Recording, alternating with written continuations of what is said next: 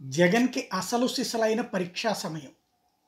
ఒకవైపున అభ్యర్థుల ఎంపికలు గురించిన పరీక్షలు ఫేస్ చేస్తున్నారు. రెండో పక్కన రాజ్యసభ ఎన్నికల్లో పోటీ పెడుతోంది తెలుగుదేశం. దాన్ని తట్టుకోవాలి. మూడో వైపున జట్టుగా కట్టినటువంటి తెలుగుదేశం పార్టీ. ఇటువైపున వచ్చేటప్పటికి ఒంటరి పోరాటం.